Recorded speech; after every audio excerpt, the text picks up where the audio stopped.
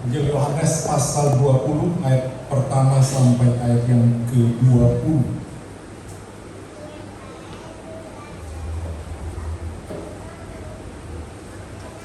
Saya kembali undang kita bangkit berdiri.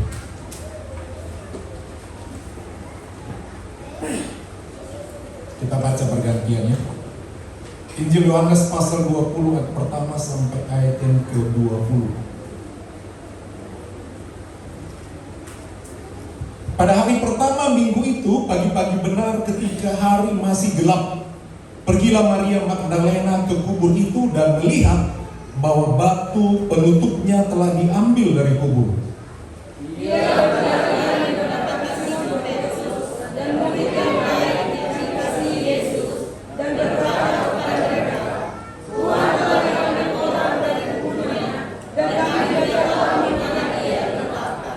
Lalu berangkatlah Petrus dan murid yang lain itu ke kubur.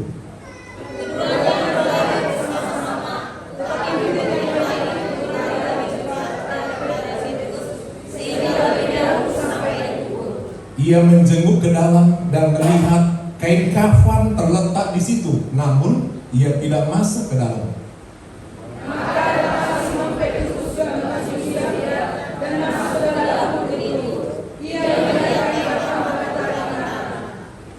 Sedangkan kain peluh yang tadinya ada di kepala Yesus tidak terletak dekat kain kafan itu, tetapi terlipat tersendiri di tempat yang lain.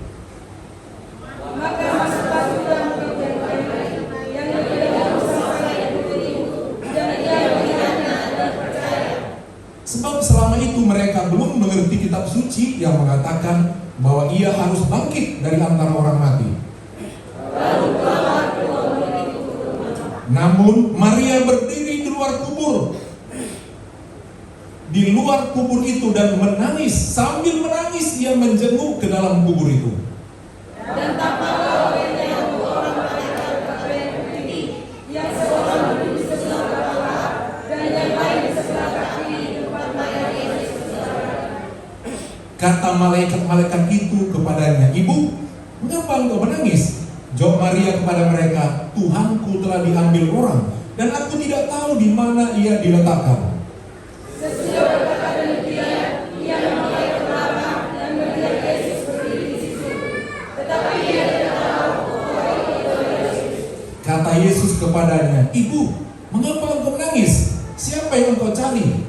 Maria menyangka orang itu penjaga taman, lalu berkata kepadanya, "Tuan, jika Tuhan yang mengambil dia, katakanlah kepadaku di mana Tuhan meletakkan dia, supaya aku dapat mengambilnya." Kata Yesus kepadanya, "Maria." Maria yang panggil dan berkata kepadanya dalam bahasa Ibrani, "Rabuni," artinya guru. Kata Yesus kepadanya, "Janganlah engkau memegang aku terus, sebab aku belum naik kepada Bapa, tetapi pergilah kepada saudara-saudaraku dan katakanlah kepada mereka bahwa sekarang aku akan naik kepada Bapakku dan Bapamu, kepada Allahku dan Allahmu."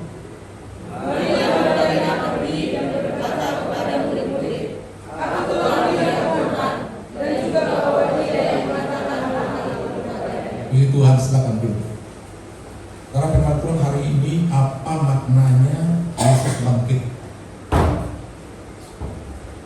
Rasul Yohanes menceritakan bagaimana 3 tokoh pergi ke kubur. Yesus bangkit pada hari Minggu dan semua gereja sepakat karena perayaan Paskah atau korban domba Yahudi pada hari Sabtu itu harus sudah tidak ada lagi dan harus sudah dikuburkan, saudara. Kita melihat satu tokoh yang pertama, Maria Magdalena.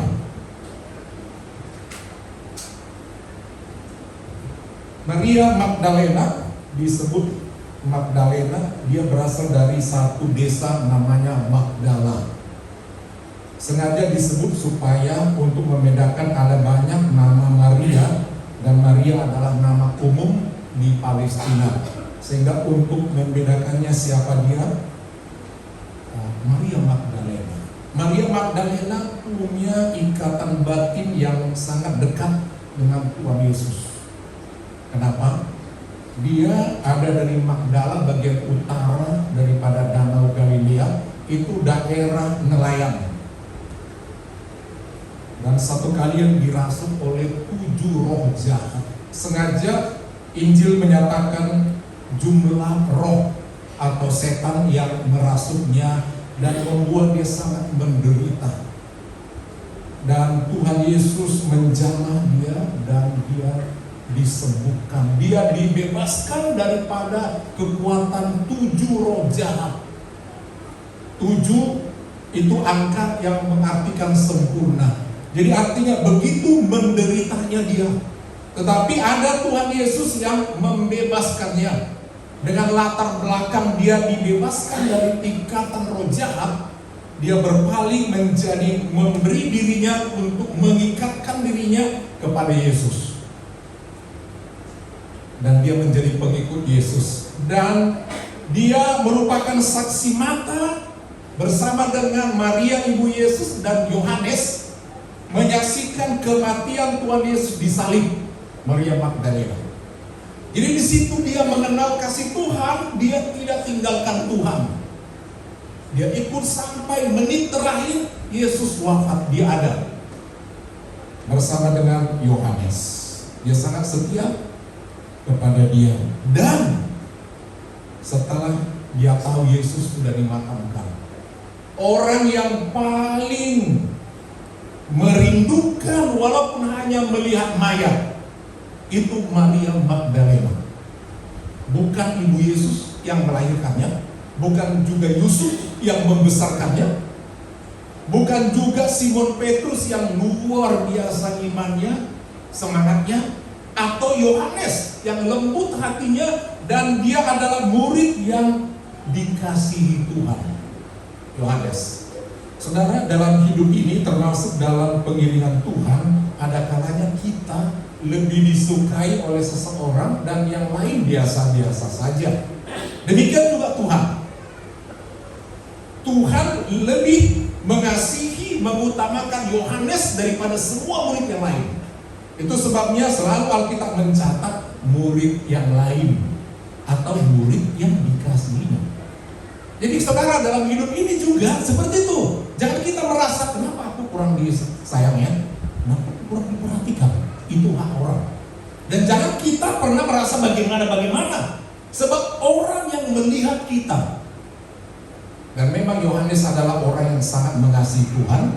Sehingga saudara, dalam foto-foto, dalam perjamuan makan malam, Yohaneslah satu-satunya yang berani menyandarkan kepalanya ke bahu Tuhan Yesus. Seolah-olah dia mengatakan, peluk aku Tuhan. Aku tidak mampu, aku menyandarkan masalahku ke bahumu. Itu Yohanes. Dan catatan surat Yohanes intinya selalu menceritakan kebesaran Tuhan. Lihatlah Yohanes 3:16 dikatakan, karena begitu besar kasih Allah akan dunia ini sehingga ia telah bla bla bla. Injil lain tidak cerita. Dan semua cerita tentang kasih itu Yohanes.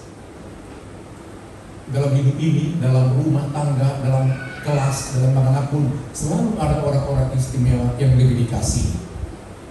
Karena apa? Karena memang itu orang itu punya keistimewaan. Jadi kalau kita kurang dikasih, mungkin kita perlu juga belajar untuk lebih mengasihi sehingga kita lebih dikasih. Nah, pengalaman jamahan Tuhan bagi Maria Magdalena membuat dia menjadi saksi mata terus menyaksikan kematian Tuhan. Dan orang yang pertama merindukan mayat Tuhan, Maria Magdalena. Bahkan Yohanes menceritakan berbeda dengan Injil yang lain. Injil lain yang menceritakan bahwa mereka pergi pagi-pagi dan sudah terang. Injil Matius, Markus, Lukas. Yohanes mengatakan waktu itu hari masih gelap. Dia sengaja memisahkan kisah itu antara Maria Magdalena dan murid yang lain, Petrus dan Yohanes. Dia nggak mau satukan, karena memang yang Maria Magdalena. Masih gelap, seorang perempuan gelap-gelap pergi ke kubur. Coba bayangkan. Pergi, apa yang ada di dalam hatinya? Dia rindu melihat wajah Yesus. Dia rindu meminyaki, mengurapi tubuh Yesus walau sudah wafat. Itu kalau orang sudah rasakan kasih Tuhan. Dan kalau kita pernah merasakan kasih Tuhan, harusnya kita boleh tunjukkan diri kita selalu ingin berjumpa sama Tuhan. Dia pergi pagi-pagi itu, dia siapkan minyak yang harum. Karena apa? Karena ketika Yesus wafat itu buru-buru mau dimakamkan. Itu untung ada seorang Yusuf dan Arimatia, orang kaya raya. Dia punya persiapan makam. Kalau nanti keluargaku ada mati, sudah dibeli anak makam. Dulu makam itu adalah gua-gua di gunung, dikorek dari batu. Dan dia punya stok makam, belum pernah dipakai. Dia minta kepada Herodes, minta izin untuk bisa memakamkan Yesus. Dikafani. Jadi orang meninggal secara agama Yahudi, kecuali agama Kristen, mayat itu dikafani. Setelah dimandikan, dikafani sedemikian rupa, bersih, kecuali wajah terbuka dan ada kain penutup. Sewaktu-waktu bisa dibuka dan dilihat wajahnya. Dan biasanya dirempah-rempahi sedemikian rupa. Dan tidak sempat Maria Magdalena memberi persembahan yang mahal bagi mayat Yesus. Itu sebabnya orang belum bangun. Kapan aku bisa sempat? Karena dia siapkan itu, dia datang ke makam itu mengendap-endap. Dia sudah berpikir di jalan, aduh Tuhan, gimana ya? Makam itu pintunya ditutup dengan batu besar. Aku seorang perempuan, aku tidak punya tenaga untuk mengguling, menggeser batu itu. Tetapi dia punya iman, berangkat. Dia tidak punya tenaga. Ke siapa minta tolong? Nanti jumpa prajurit yang mengawal. Tapi itulah pentingnya iman. Seberat apapun batu itu dia tidak pikirkan, dia berangkat. Ketika dia berangkat, saudara, dengan harapan bertemu dengan Yesus yang wafat, yang sangat baik menolong dia. Saudara, ciri-ciri orang yang tahu bersyukur untuk segala jamahan Tuhan, dia harus rela mengorbankan sesuatu bagi Tuhan, waktu, tenaga, hartanya. Itu ciri-cirinya. Itu sebabnya Yohanes katakan, karena begitu besar kasih Allah akan dunia ini. Bukti cinta adalah pengorbanan. Saudara katakan, saya cinta Tuhan, saya cinta gereja eklesia, saya cinta apa yang di sana. Buktikan dari pengorbanan, hanya itu. Dan ketika dia sampai, dia kaget. Ya Tuhan, ada apa? Bayanganku tertutup pintu kubur ini. Udah terbuka, hatinya gelembak-gelembuk. Aduh, bagaimana ini? Udah hilang Tuhanku. Saudara, dia coba melihat, ada lagi. Dia langsung berlari. Alkitab mengatakan dia berlari. 2 kali kata lari. Artinya dia berlari dan mungkin dia lengah, udah capek. Dia berlari lagi, capek lagi, berlari. Jadi tidak hanya berlari, tapi dia berlari karena jalan itu naik turun, dia berlari, terengah, lari lagi. Kemana dia lari? Dia merasa pedih hati dia. Mana korbanku nih? Aku mau kasih sama Tuhan yang pernah selamatkan aku dari 7 roh jahat sekali. Aku tidak mau kehilangan dia. Aku harus memberi hormat sama dia. Karena di pagi yang gelap itu, nekat perempuan itu. Pertama dia kedor, orang yang paling berani sama Tuhan dan sangat semangat. Dia kedor Simon Petrus. Petrus, cepat bangun. Ada apa? Pagi-pagi ribut.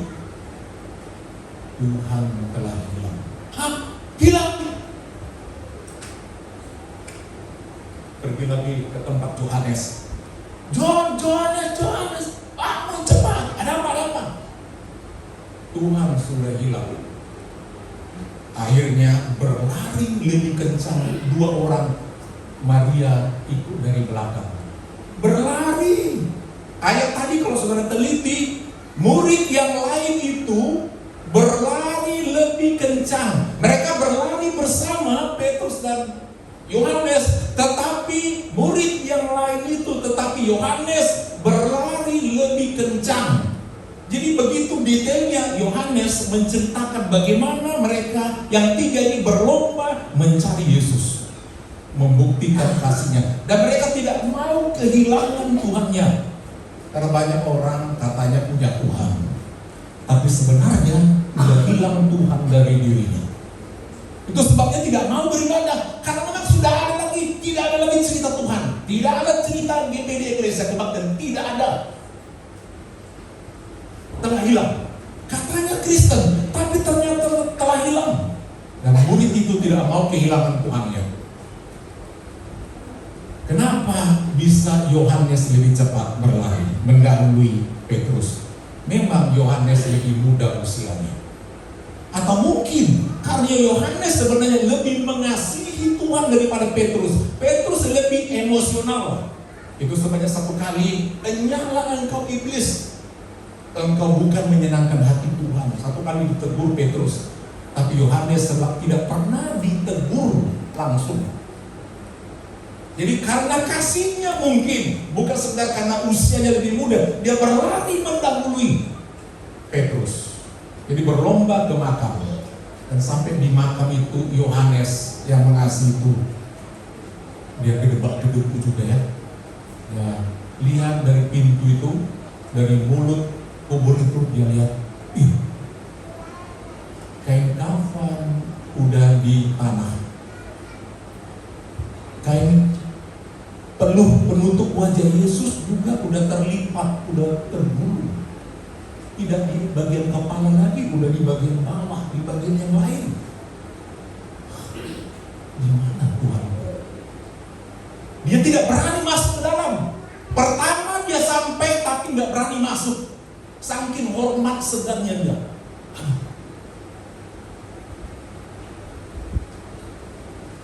Memang pertama dia sampai tapi nggak berani masuk. Masuklah, datanglah Petrus. Gimana? Sedih dia, tak ada lagi. Udah kulihat dari pintu. Petrus dari dahulu orangnya terlalu berani, tapi Petrus langsung masuk ke dalam. Dia jalani tempat berbaring Tuhan Yesus. Kalau Yohanes nggak berani. Kemudian mereka berdua pun berpikir, dan akhirnya setelah Petrus masuk, Yohanes kembali melihat untuk menyaksikan, betul kan? Yang kemudian itu sudah pasti, memang dia akhirnya masuk karena Petrus berani masuk ke makam yang kudus itu untuk menyaksikan Tuhan tidak ada. Yang ada tinggal pakaian. Saudara, kebangkitan Tuhan Yesus berbeda dengan kebangkitan Lazarus. Kenapa? Sebab kebangkitan daripada Lazarus adalah kebangkitan badaniah. Sedangkan kebangkitan daripada Tuhan Yesus adalah kebangkitan secara rohania. Jadi berbeda. Kenapa itu berbeda, saudara? Waktu Lazarus bangkit, itu dikerjakan oleh Tuhan Yesus. Dia berkata, "Lazarus, bangkitlah, keluarlah," dikatakan, saudara. Dan dia melompat keluar dari kubur itu, dia masih terikat. Dan Tuhan Yesus berkata kepada orang, bukalah semua ikatan itu. Maka memang menjadi terbuka. Jadi artinya dia bangkit tubuh jasmaninya. Jadi masih melilit dan harus dibuka. Dan 1 kali kelak juga Lazarus mati lagi dan tidak bangkit-bangkit. 2 kali Lazarus mati. Mati yang pertama dibangkitkan Tuhan secara badani atau jasmani utuh. badan yang lama. Sehingga karena itu kebangkitan jasmani, kain kafan masih melilit. Kebangkitan Tuhan Yesus, kebangkitan secara rohani. Jadi ketika dia bangkit secara rohani, dia tidak membutuhkan lagi penutup tubuhnya. Kain kafan yang tadinya begitu panjang melilit, melorot karena alam roh. Bangkit dalam tubuh rohani. Kain penutup tidak perlu lagi. Lepas. Bagaimana Tuhan Yesus tampil dengan pakaiannya yang putih bercahaya? Itulah pakaian kerohanian yang tidak dikerjakan oleh tenunan. Dia berpakaian berkilau-kilauan. Dia bisa tembus kemana saja. Itulah tubuh kebangkitan yang bisa masuk kemana saja. Pakaiannya bukan lagi buatan dunia ini, tapi benar-benar ada pakaian yang baru daripada Tuhan. Jadi memang kebangkitan itu ada dua macam, saudara kasih. Itu kebangkitan secara jasmani atau juga kebangkitan secara rohani. Nah, kita melihat pelajaran dari situ, saudara, betapa cintanya Maria Magdalena. Apa yang terjadi setelah mereka lihat Petrus dan Yohanes melihat sudah tak ada lagi harapan, hilang. Dan ayat tadi dikatakan mereka pun pulang lagi. Yang dua laki-laki tadi, bapak-bapak itu pergi pulang, udah tak ada lagi harapan. Waktu sudah tidak ada.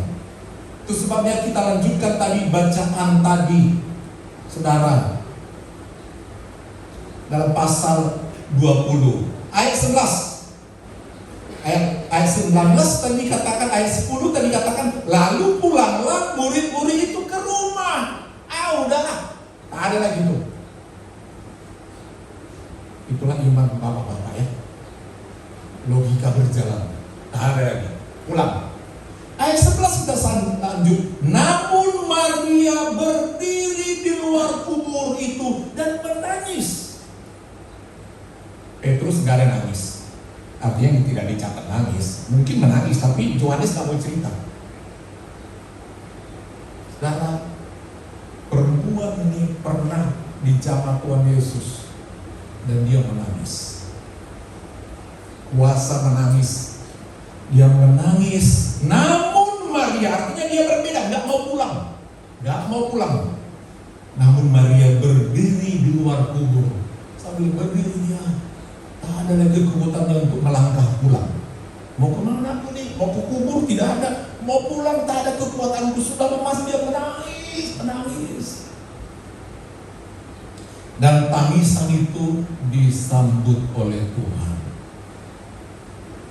Perhatikan poin ini. Sambil menangis ia menjenguk lagi untuk memastikan. Lihatnya, gak berani masuk. Dia lihat, gimana ya?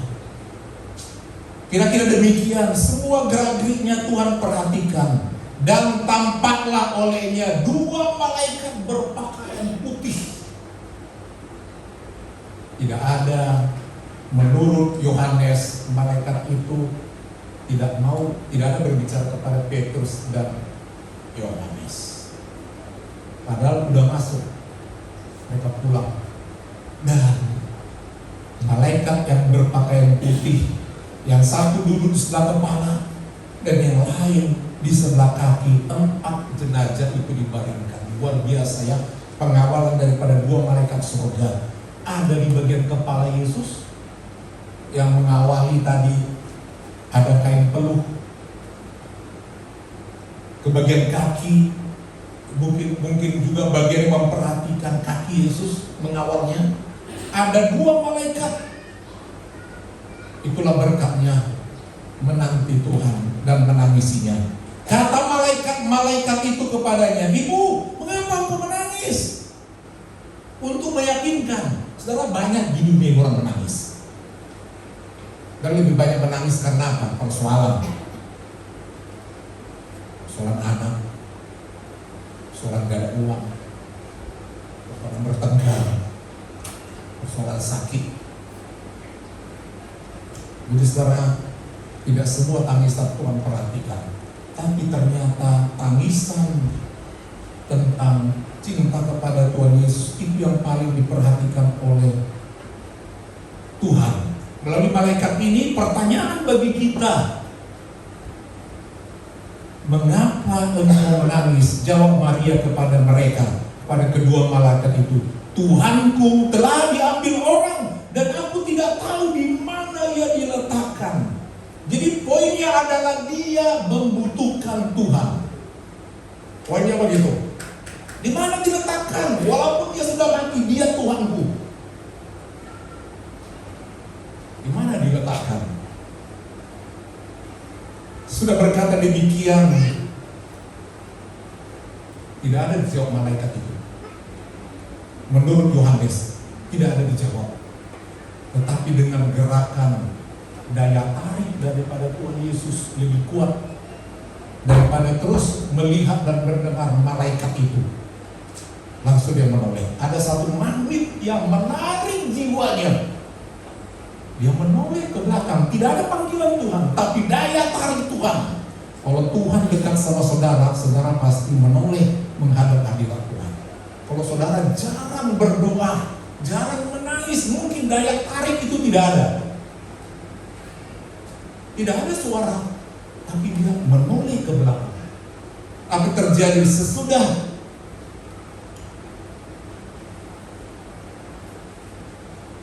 berkata demikian, dia menoleh ke belakang dan melihat Yesus berdiri di situ. Ada orang lain lagi berdiri di belakangku. Di depanku ada dua malaikat yang nanya kenapa menangis. Rupanya orang itu tak mengerti. Aku menangis karena kehilangan Tuhanku. Dan tidak ada lagi penjelasan sama dia ketika aku bilang aku kehilangan Tuhan, di mana diletakkan. Tidak ada solusi. Dan dia lihat seorang pria yang tampan sekali di belakang. Tuhan Yesus menyamar. Dan dia juga menyapa ibu itu dengan ramah. Dan pasti dia tahu siapa dan mengapa menangis ibu itu. Karena dia sangat dekat. Dengan sopan, dengan ramah, Yesus berkata, "Ibu, mengapa engkau menangis? Siapa yang kau cari?" Artinya kenapa pagi-pagi datang ke kubur? Enggak biasa seorang perempuan ke kubur. Dan nggak biasa orang pergi ke kubur kosong seperti ini. Siapa yang kau cari? Apa nggak tahu kau kubur ini kuburnya Yesus yang sudah mati itu? Untuk apa engkau menjumpainya? Kira-kira demikian. Maria enteng menjawab. Rupanya waktu itu Tuhan Yesus lagi berdiri itu, mungkin dia berlakon seperti sedang menata bunga-bunga kubur. Biasa makam ada ditanam bunga-bunga, saudara. Mungkin dia sedang ada membenahi tanaman-tanaman itu, sehingga dia pikir penunggu taman, penjaga taman. Lalu berkata kepadanya, dia pun menyapa penjaga taman yang dia pikir seorang penjaga taman. Dia berkata, "Tuan, jikalau Tuan yang mengambil dia, siapa tahu penjaga taman ini mencuri. Jikalau Tuan yang mengambil dia, katakanlah kepadaku di mana Tuan letakkan. Kalaupun Tuan ambil boleh, tapi tunjukkanlah di mana diletakkan. Aku mau lihat. Aku nggak mungkin bawa dia pulang. Aku sangat mau hormati dia. Siapa yang berani mencuri dia, tolonglah tunjukkan saja. Aku sedang mau melihat dan meminyaki dia, supaya aku dapat mengambilnya." Dia mau rawat betul-betul mayat itu. Barulah Tuhan Yesus mengetahui betapa cintanya Maria Magdalena kepada dia. Bahkan sampai di kayu salib dia sangat mengasihi dirinya. Sampai mati pun rupanya wanita ini sangat mengasihi dirinya, berkorban buat aku. Barulah dia terus terang berkata kepada Maria Magdalena, Maria berpaling dan berkata kepadanya dalam bahasa Ibrani, Rabuni. Dia ingat suara Tuhan. Kalau orang dekat sama Tuhan, dia bisa membedakan mana suara Tuhan, mana suara yang lain, dan berbicara dalam dirinya.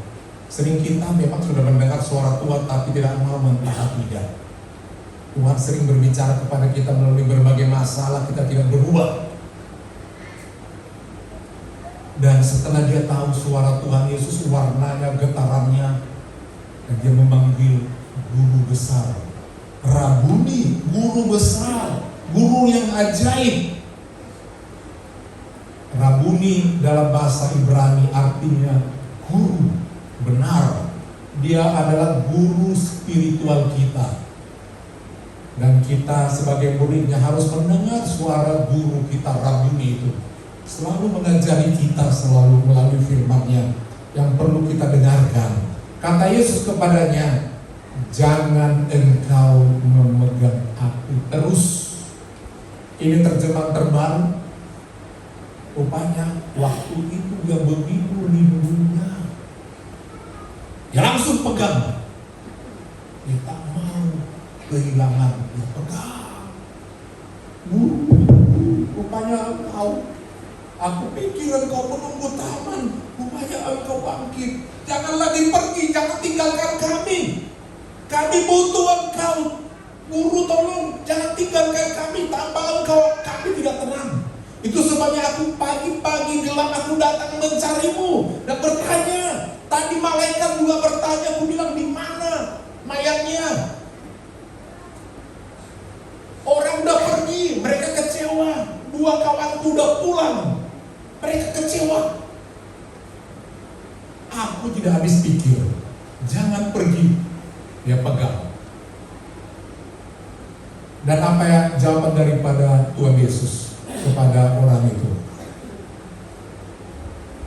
Janganlah engkau memegang aku terus, sebab aku belum naik kepada Bapa, tetapi pergilah kepada saudara-saudaraku. Apa artinya jangan pegang aku terus? Tubuhnya tubuh kebangkitan. Jangan pegang terus, aku masih menampakkan diri lagi sama orang-orang. Membuktikan. Oh, terus kau pegang aku, bagaimana aku menampakkan diri kepada sini, kepada Thomas, kepada ini. Dan setelah itu baru aku naik ke surga. Jangan pegang terus, jangan tahan. Aku masih mau membuktikan aku bangkit, aku hidup, bukan hanya kepadamu. Lepaskan aku. Aku belum sampai ke surga, masih ada tugas-tugas. Apa pesan Tuhan sama kita sekarang? Kenapa 3 orang ini diceritakan? Saudara, mengapa begitu pentingnya Maria Magdalena? Kenapa mesti dicatat seorang perempuan yang dirasuk setan, yang ditangkap, pertama punya hati? Tafsiran saya secara pribadi, pertama dosa masuk ke dunia ini perempuan. Ya, Hawa. Ada mungkin tidur di rumah, apa seperti Petrus Yohanes tidur. Dia jalan dan dia ingin tahu banyak hal. Sifat perempuan salah satu ingin tahu banyak hal. Iya Pak ya, hai perempuan. Iya Pak ya. Ini fakta loh. Daripada laki-laki paling polos. Cuma belanja ibu nih kalau ke mall atau ke pasar. Udah target dari rumah. Ini nak uangnya ya, 100.000. Beli ini. Sampai di mall atau di pasar. Lain yang dibeli ada diskonnya. Murah ya. Ini cantik ya. Banyak. Itu ciri perempuan. Lihat body perempuan, macam beragamnya. Koyak di sini, tarik di sini, jepit di sini, panjang di sini. Oh, laki-laki begini-begini dari dulu polos. Padahal pakai bolong-bolong. Keponya itu perempuan. Jadi saudara, enggak, dia pergi jalan sendiri. Tuhan bilang, jangan dekati pohon itu. Pohon mana ya? Di dalam taman itu. Iya ya, mana ya? Jalan. Iblis sudah mengintai. Kawan itu jalan, kesempatan mendekatinya. Langsung disapa sama iblis. Halo, ngapain? Ini nengok-nengok ini aja om. Kata Tuhan, menarik, enak dipandang. Pandanglah, pandang terus. Itulah keponya. Pandangnya, iya juga ya, menarik. Menarik kan? Tapi Tuhan bilang, jangan pegang atau ambil buahnya, jangan makan. Kalau engkau makan, kata Tuhanku ya, engkau akan mati. Percaya banget sama Tuhanmu itu. Maksud dia, kalau sempat kau makan, kau mau jadi sama-sama dia. Kau udah kepingin sama-sama dia. Maha kuasa. Kira-kira begitu. Itulah kepo perempuan ya. Iya juga ya.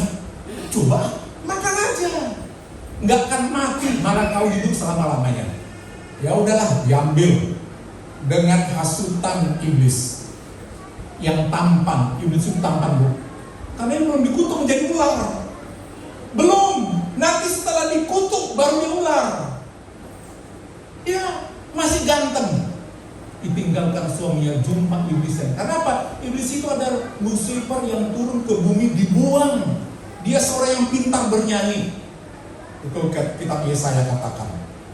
Tampannya luar biasa, pemimpin yang luar biasa, jago nyanyi. Mungkin digombal juga dengan nyanyiannya. Tapi dia pemimpin di surga.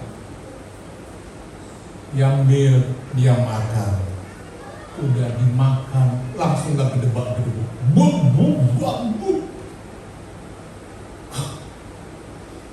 Tak tahan aja, mana suamiku? Pak. Kenapa? Biasanya kamu kalem-kalem, kenapa? Tak mau dia ketakutan sendiri, minta tolong. Makan. Makan. Dari mana ini? Tuh. Kamu bilang jangan. Tak cinta kau sama aku. Makan, aku bilang makan. Dimakan. Dua-duanya. Langsung dulu dibuka. Mama, kemana kita ini? Ayo Ma, sembunyi di balik pohon. Ibu sudah ketahui di balik. Jatuh, tak dengar firmanku. Tuhan pun datanglah, jam berkunjung.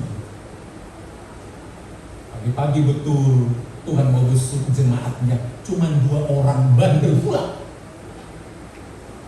Keluarnya datanglah Tuhan dalam taman. Ketika Adam dan Hawa mendengar langkah kaki Tuhan Yesus, belum dia menjadi manusia, karena dia awal dan yang akhir. Mereka menjadi takut dan bersembunyi. Adam yang dipanggil, karena dia kepala rumah tangga, tak dijaga istrinya. Adam, di mana kau?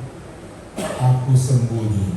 Itu sebabnya saudara, perempuan harus dulu datang menebus dosanya. Dia datang, Maria Magdalena. Kepo, berani gelap-gelap datang. Ada sini yang kepo-kepo. Biasanya perempuan kayak gitu, kepo kalian. Ingin tahu. Bagus kita ingin tahu, tapi biarlah untuk yang bagus. Amin. Amin. Untuk yang lain-lain nggak perlu tahu kali. Lihat siapa yang suka menggosip, suka cerita. Siapa? Pasti kan perempuan kan. Gimana siapa itu? Makin digosok makin enak. Mungkin ini dia ya, karena kepo. Saudara yang kekasih, bersyukur Tuhan melawat Maria Magdalena. Dia dipulihkan. Dan Tuhan memperkenalkan dirinya sebagai orang yang sudah dibangkitkan dan menyatakan dirinya bahwa tidak perlu lagi bersedih.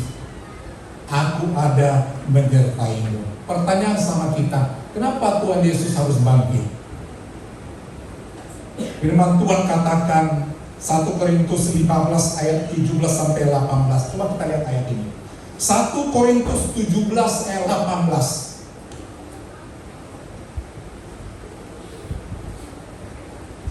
1 Korintus 15 ayat 17 dan 18.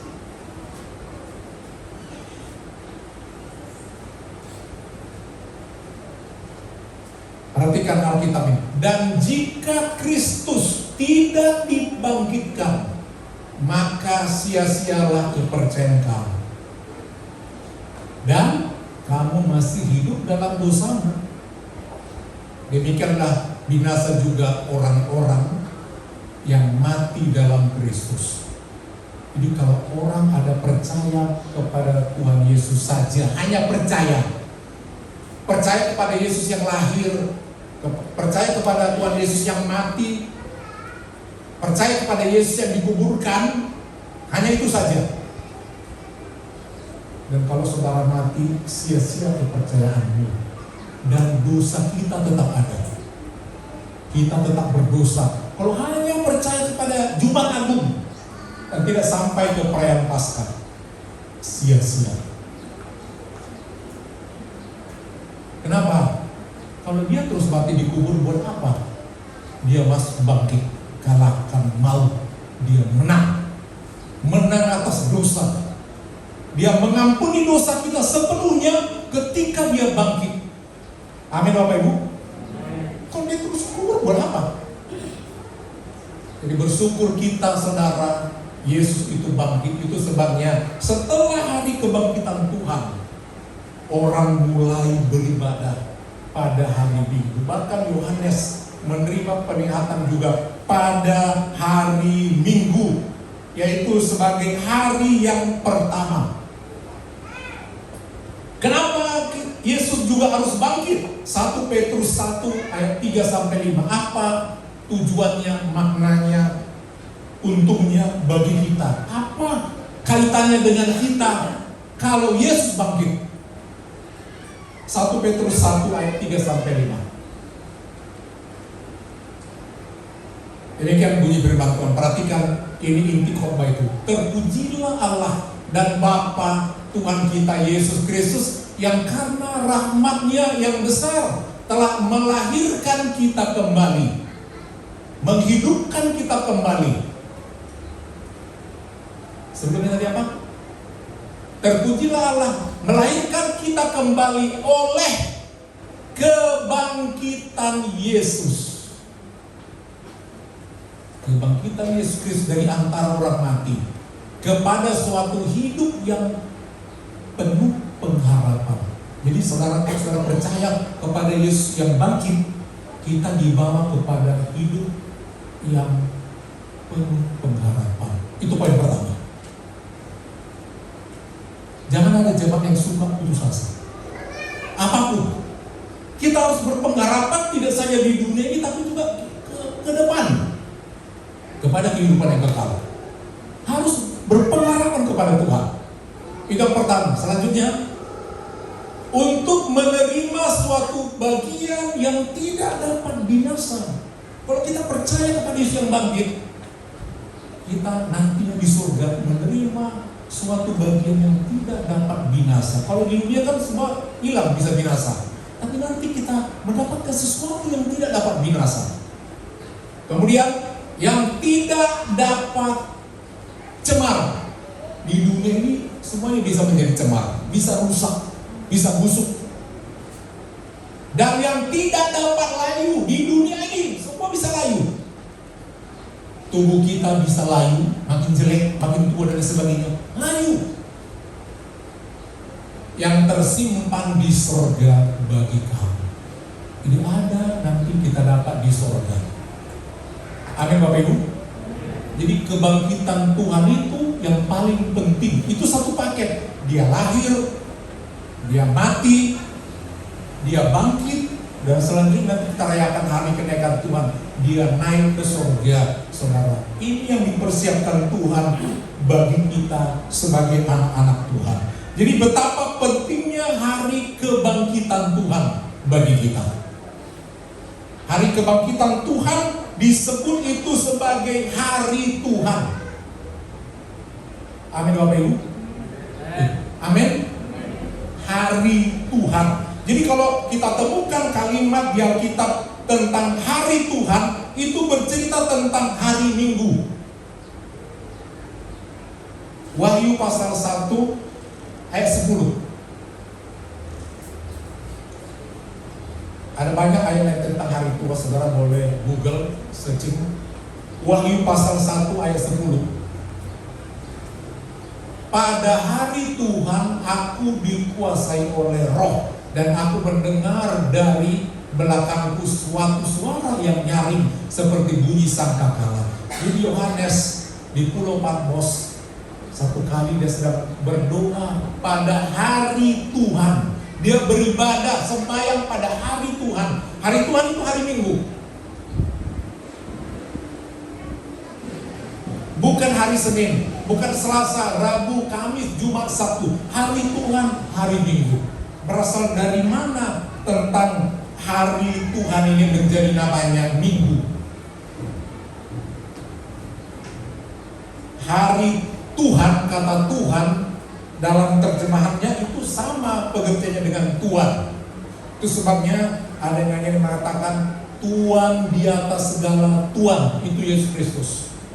Tuhan dalam bahasa Yunaninya, dalam bahasa Yunani domine.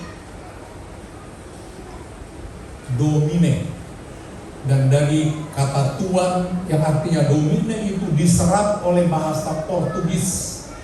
Sama bahasa Indonesia juga ada diambil dari bahasa Portugis.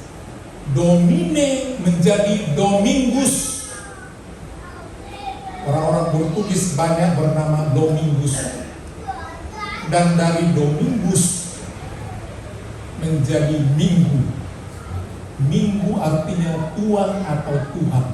Jadi kalau disebutkan hari Tuhan, hari Minggu, Minggu Tuhan, harinya Tuhan, itu sejarahnya disebut menjadi hari Tuhan, hari Minggu. Jadi ujian yang sering disalahkan oleh orang yang mengajar anak-anak, jangan dirubah-rubah lagi tuh. Hari ini harinya Tuhan. Itu artinya harinya orang harus beribadah malam Minggu. Ini hari Minggu, hari Tuhan, harinya Tuhan. Hari ini harinya Tuhan. Mari kita bersukaria, ya gembira, karena hari Tuhan, harinya kita datang beribadah kepada Tuhan. Artinya wajib datang di hari Tuhan itu. Senin, Selasa, Rabu, Kamis, Jumat tidak wajib. Tapi hari itu, hari Minggu, wajib datang di rumah Tuhan. Mari kita bersukaria dan lain sebagainya. Kemudian ditambahin lagi, dirubah lagu itu oleh beberapa orang. Hari Selasa, hari Rabu, harinya Tuhan, harinya Tuhan. Mari kita. Hari Kamis, hari Jumat, semua harinya Tuhan. Memang semua kita bisa pakai buat Tuhan, tapi disebut hari Tuhan, hari Minggu. Ayo beribadah, hari Tuhan sekarang, hari Tuhan ada. Begitu sejarahnya tercipta lagu itu. Jadi jangan kalian rubah-rubah ya. Hari Selasa, hari Minggu, atau gantian pula. Itu sejarahnya disebut hari Tuhan. Jadi betapa pentingnya harinya Tuhan itu. Amin Bapak Ibu. Dan Yesus bangkit pada hari Tuhan. Jadi di situ Yesus bangkit, hari Tuhan bangkit dirayakan. Harinya harus beribadah. Maria Magdalena datang, Petrus, Yohanes datang. Seperti itu sejarahnya. Jadi kebangkitan Tuhan, hari Tuhan datang bangkit, orang datang beribadah. Muncullah hari Minggu menjadi hari ibadah. Goodbye Sabat. Karena kita bukan orang Yahudi. Sekarang orang Yahudi ya? Pegang Sabat, gak boleh makan ABC. Kita orang apa? Orang Kristen. Hari Tuhan Tuhan yang kita pegang hari Minggu. Itu sejarahnya kita menjadi Minggu Amanginan, hari Tuhan, harinya Yesus bangkit. Itu berubahnya di situ, sebab kita tidak di bawah hukum Taurat lagi, diselamatkan. Kita diselamatkan oleh Yesus yang bangkit, hari Tuhan. Bapak Gembala selalu menanti saudara ada di hari Tuhan itu, karena itu perintah. Mari kita bangkit berdiri.